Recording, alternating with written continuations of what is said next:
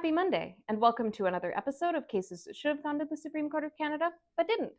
Today we're talking about the Sex Offender Registry.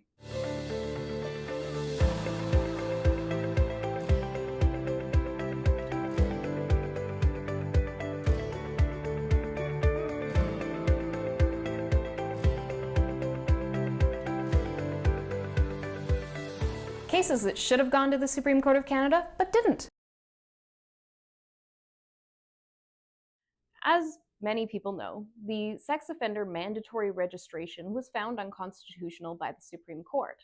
There were a number of people who didn't have entries made under the sex offender registration as a result of this, but there were also a group of people, including Mr. Lepki, who were caught in the middle during a period where the law had been determined to be unconstitutional, but where that declaration of unconstitutionality was suspended. Essentially, the court saying to the government, this law is unconstitutional, but we're going to allow you to continue to use it until you have enough time to write a new law and put it in place. Mr. Lepki was caught in that suspended declaration of invalidity period. And during that time, he was sentenced and he was made to comply with the Sex Offender Registry order. He appealed after the law was ultimately struck down and replaced, making such an order discretionary, arguing that the judge should not have imposed the mandatory order in his case and arguing for a different order. And the court disagreed, determining ultimately that Mr. Lepki was given a valid sentence because the law remained in force and effect due to the suspended declaration of invalidity.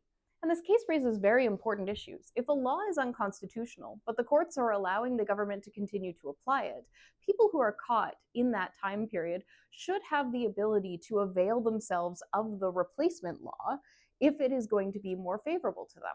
Otherwise, it incentivizes court delays. It incentivizes people to push off their sentencing hearings until after a declaration of invalidity is over and new legislation is put in place.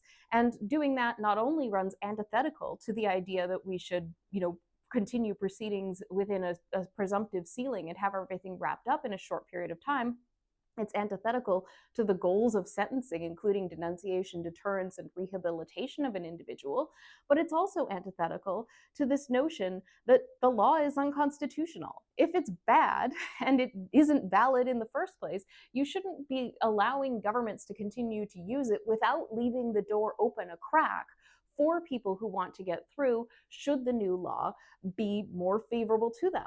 And especially in circumstances where these types of consequences have lasting impacts on people's lives. It's unfortunate that the Supreme Court of Canada didn't hear this case and allowed this approach to be taken, because there are going to be many other cases in the future of Canadian law that involve suspended declarations of invalidity. And that's likely going to lead to court delays in numerous amounts of cases because people are going to gamble, roll the dice, and see what may happen should the law be replaced with something new. Unfortunately, the Supreme Court of Canada had the opportunity here to eliminate future court delays, and they chose not to do it. Cases that should have gone to the Supreme Court of Canada, but didn't. Thank you for tuning in to another episode of Cases That Should Have Gone to the Supreme Court of Canada, but didn't. I'm Kyla Lee at Acumen Law. Thank you to Brazen Bull Creative for putting together these videos. Please like, subscribe, and share with your friends.